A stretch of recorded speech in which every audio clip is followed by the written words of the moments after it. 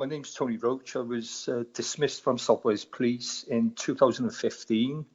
All the allegations weren't gross misconduct. They were very, very minor. And to obviously me going to misconduct, I was denied loads of mitigation of evidence, which Swansea Police stated it didn't exist. But it's taken me 6 years and I finally got them, but this is where they've taken me out of the timelines then. Okay, well, one of the most shocking things about your case, Tony, is that allegedly statements from known criminals were used by the police in order to incriminate you. Is there anything is that against the rules? Because, obviously, even a criminal might maybe make a truthful statement. Well, like I said, I was subject, and I've been threatened, and I've even been threatened recently today, which I've had to report that as well. These people were linking in with the Professional Standards Department. I've got statements where they've contacted Barry Kerslake, who was the detective sergeant, who was linking in with these people. And they were setting police stings up for me, trying to get me to do something unlawful. And on top of that, Swansea Police have provided me with disclosure, which fabricated, saying that I was involved in drugs, etc., and I can mitigate every single thing. But this went on. I thought it was a 6-month operation. It was an 18-month operation, and obviously there was nothing at the end of it. But I was told then I'm going to gross misconduct. And like I said, I went to the gross misconduct.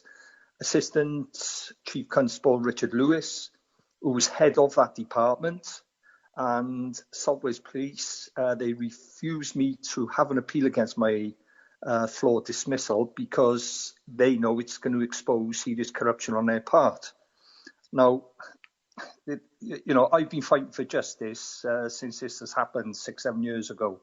And I still can't believe their actions today. I was involved in another police sting last week. I was finally invited to go down to a police station in Swansea with another person who was involved in these police stings. He had copies of his PACE interviews given many years later. They wouldn't give them straight away. I've got mine, and there's extracts missing from these PACE interview tapes. Now, anybody knows if they've been in trouble with the police, you will have a working copy and a master copy, which you sign, and that's sealed up.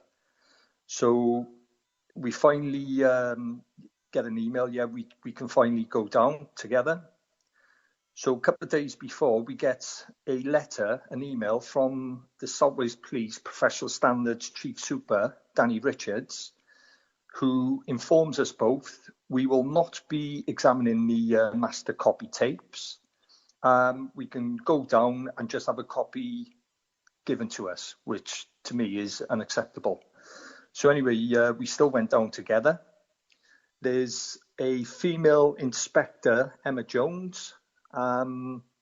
She's refused to deal with our lawful complaints, stating the Police Reform Act again, which is designed for police officers not to make a complaint. So to my shock and horror, once we were in Swansea Central foyer, waiting, we just thought we were meeting somebody from the CPS and somebody from the tape library. The inspector, Emma Jones, from the Swansea Police PSD, introduces herself with another detective. Okay, so PSD, that is the Professional Standards Department. So these are the people that look into complaints about the police itself and to make sure that police are actually upholding their own standards. That's right. But I wish I could say the same as Swansea Police PSD, because their actions, again, we felt we were ambushed. They both come out, and her tone was quite aggressive. And she introduced herself, and the other guy, he started filming us. He had the camera and he started video filming us. Well, there's already a camera in the foyer. So I'm thinking, well, why are you filming us? You've invited us by the Chief Super, a member of the public, into a police station. And what legislation or rights, no consent was given for you to start filming. So she turned around and to my shock as well, I said, well, what's it got to do with the professional standards? Because they're the ones who investigated me. And she turned around, she said, oh, we're just here to adjudicate the process and check everything's right. And then she turned around, she said, and you won't be going in together. So I said, well, yeah, we will. I said, because I'm familiar with the tape process. The other guy I brought with me, he's not familiar, so he'll come with me. And again, because of what's happened, I don't trust them, and I felt unsafe, and for my own safety as well, because the way they've acted with me, they've been unlawful and all sorts of things, and I just couldn't go in there alone. So I stated that this person will accompany me. That's my right. And in aggressive tone again, she said, no, you won't. He's not your legal advisor. So then I informed her. I said, well, he is my legal advisor now. I'm telling you, and I want him with me. She said, right, you're refusing, are you? So we both said no. We wanted these tapes because we know they'd been tampered with. So I said, well, we are going together. And she said, it's 2 minutes past 11. You've both refused. And both of them walked through the door, and I was just shocked and gobsmacked. I couldn't believe it. There was members of the public in the foyer. They seen her demeanour. And like I said, I've asked Salt Wales Police for their policies where you've invited members of the public into the foyer, into the police station. What right have you got to start filming? And even though there's a film in the foyer anyway, what was it? So to me, where she came out irate, I think she was hoping it was an ambush, and obviously it was another sting for us not to examine these tapes. Now, one of the reasons I want to examine one of the tapes as well, I was also interviewed in March 2014, and this is shocking. I attended Tom Pentre Police Station. Barry Kerslake was, we met. We went in interview, and he introduced another guy who informed me his name was Mr. Greg Jones.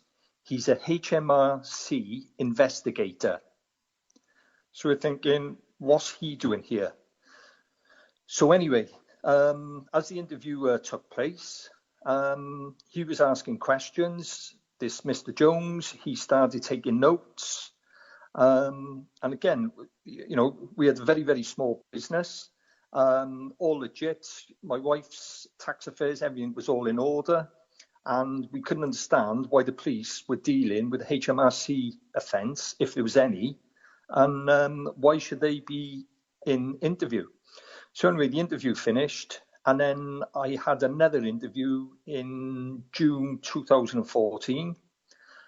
This is when I was at one of my lowest ebb. I was really seriously ill, suffering mental health, anxiety, everything. I was heavily sedated on medication. I wasn't fit to be interviewed. And once I was in the interview, my head shot. And I can remember the officer, Claire Williams, saying, Tony, I can see you're not a well person. I want to stop the tapes. And I said, no, my head's shot. I just want to get out of here. And she insisted. So she stopped that interview because of my mental health. And it's obviously people won't know, but a PACE interview, if somebody's ill and they're not fit for the interview, they should be examined then by a doctor to see if they are fit or if they can continue being interviewed. It was paused for a couple of minutes, and then obviously the interview just cracked on, and I didn't even know what day it was in there. This is another thing which the Professional Standards Department have done. They breach PACE. I'm listened to the copies of my copy of my interview, and these certain comments weren't on that tape. So what I've done as well, with the help of ex-officers, I've requested the copy discs. Now, with the HMRC officer, we've asked for his notes he made in interview, which are disclosable, and they've got to be provided. I've even emailed Barry Kerslake and the professional standards, and I've informed the Chief Constable and the Commissioner, Alan Michael, and none of them would obviously get involved or respond. I did have one respond. I think it may have been from the professional standards, and they said that I need to contact the HMRC. So I did contact the HMRC. I wanted to know the contact details of this Greg Jones. And like I said, this is another shock. We were interviewed in March 2014. So we made contact well after this, years later, to get copies of the interview. And I phoned the HMRC, several head offices, and they confirmed, they stated they do not have a Greg Jones working for them at that time. There was, what else was it? I did trace one Greg Jones, and I got hold of his email, etc. But he stated he doesn't do investigations whatsoever. He was based up in Staffordshire and Manchester, and he just deals with the advertising. He doesn't do any HMRC investigation work whatsoever. To my horror, I was told that the HMRC first got involved in our case in August 2014. So you've got a guy, which it now appears has impersonated a HMRC officer in a police interview with Barry Kerslake, and they're not prepared to tell us or give us his contact details, and they will not pass us the notes he made in this interview. Although I've got a copy and a picture which I've sent to the South Wales Police and the HMRC, and they will not respond. And to me, that's perverting the course of justice again, tampering with evidence, and covering up another one of the police stings. So that's where we are at the moment. I've also been given this Emma Jones. Like I said, she's written to me and said that under the Police Reform Act, the professional standards will not record my complaint. As a serving police officer, I cannot make a complaint.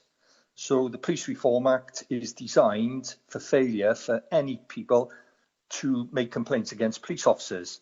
But what they have not mentioned is, I've got a document, it's called the regime which applies to complaints against police officers is Part 2 and Schedule 3 of the Police Reform Act 2002 PRA, the Police Complaints and Misconduct Regulations 2012 PCMR, now the PCMR 2020, and it states, Paragraph 4.1 of Schedule 3 PRA provides that the Chief Constable of the relevant police force has a duty to defer a complaint to the IOPC if the complaint is of a specified description within the PCMR Regulation 42A3. And this includes complaints of serious corruption as defined in the IOPC, that's the Independent Office Police Complaints, statutory guidance on the handling of complaints. At paragraph 8.13, serious corruption in brackets was defined as conduct including any attempt to pervert the course of justice or other conduct likely seriously to harm the administration of justice, in particular the criminal justice system. So why haven't the Chief Constable referred these officers to the Independent Office of Police Complaints? why haven't the police commissioner also done the same? And the police commissioner, Alan Michael, he's got a duty, if there's any corruption within his force, his duty is to pass that and refer it to the Independent Office of Police Complaints. So these two in itself have breached their statutory requirements. And the reason they won't do it is because they know that the South Wales Police PSD Professional Standards Department have committed so much serious offences and continue this day that it's not going to give the public any confidence in them. Now, this is what I've stated before. I've given 18 years, honest service, excellent service, and it stomachs me that obviously the South Wales Police, PSD, act in this unlawful criminal behaviour, and nobody's there to police the PSD. So basically, they've done unlawful stings and everything else. They've used, it seems, a HMRC officer in interview purporting to be a HMRC, which I presume he's probably an undercover officer or something. Why? Which they've got a duty to provide these details and contact details. Now, if that was somebody else, I'm sure if a member of the public, they didn't do something, I'm sure South Wales Police would be serving papers on those people. And, you know, like I said, Tony, there's a lot more to this, and it is all going to come out. I've contacted our Senate Assembly. I'm still waiting for somebody down there to meet me. They've requested straight away what it's about, and I still haven't heard anything to date. I've contacted my MP, Mr. Alan Carnes, and he will not see me. He makes all the excuses that you've missed one of my surgeries last week. I'll tell you when there's another one. I'm not in the office. I'm up in London. I've had all these things because they know this is a massive corruption, which I can evidence within South Wales Police. And all these MPs and Priti Patel, how they state honest integrity and everything else. Well, I would like a meeting with Priti Patel, and I would like to show her exactly the actions, criminal actions, that the South Wales Police have been committing. And this is just my case. Who's to say they've done it to other officers, members of the public? And I think the members of the public should know exactly what type of police force we've got, and there should be a full public inquiry. And I know if I seen Priti Patel and I showed her this evidence, I know she would have to do something about it. But Catherine Evans, as well, head of the IOPC, every time I tell her the evidence I've got, I've asked for numerous meetings, she will not meet me, she won't respond, and I get her staff stating under the Police Reform Act and the policy, whatever, I've got to give all new evidence, all my evidence to South Wales Police, PSD, and that's the protocol, and they must investigate themselves. Well, this is a bit of a problem, Tony, isn't it? Because you're really saying what they're telling you is we want you to hand the evidence of wrongdoing over to the people who are doing the wrongdoing, so that they can prepare their next move. Anyway, look, for listeners that want to follow this, what's the best way to do so? That your case particularly. Well, I'm hoping to put this on YouTube to get it out there. Priti Patel, I want people to sign because I'm going to get the petition going, and I want her, and I'm prepared to go on TV or whatever and show him this thing. I think Alan Michael, the police commissioner, he should stand down. They've spent well over £1 million on this operation unlawfully on myself. And I'm sure that if people knew that 1 million or 1.5, 2 million possibly should be spent on frontline policing. And this is what's happening. The public, the police, South Wales Police will spend the taxpayers' money on police officers, but they will not do it. And people want to see police officers out there. And Alan Michael said one of his pledges, I will spend your money wisely. Well, that's wisely. And when I asked him a figure, he said how much they've spent on it. And he had turned on, he said, I don't hold that information, speak to the Chief Constable. Now, he's responsible for all the budget of finances. And I've asked Jeremy Vaughan as well, and they will not ask, they will say, contact the data protection, and that's the end of it. And it's just pass it down the line and ta-ra. I'm still trying to get an appeal against my dismissal. And the South Wales Police, they are hanging in there. And as further this goes on and on and on, you'll be amazed the amount of corruption, that's been involved in my case. Unlawful police stings, traps, they've been in my house. And the other thing, which I've got disclosure, Barry Kerslake has been in my home and he's gone back to South Wales Police, senior officers, when this operation was going on, and said, Mr. Roach is living beyond his means. He's built a 2-bedroom extension onto his home. And this was another fabricated lie so they could keep surveillance going. And so hang on, are you saying that there is no extension on your home? There's never been an extension on our home since we've been here. We moved here in 2006 and we've never had an extension. But Tony, how are you coping? Have you managed to find another job? How are you coping financially now you've been sacked? I'm struggling, Tony. I'm not working. I'm heavily medicated, and I just want justice. And I look at the Cardiff 3, the Cluddock murders, and it's one after another with South Wales Police. And why aren't the IOPC or the Home Office conducting a full public inquiry into South Wales Police?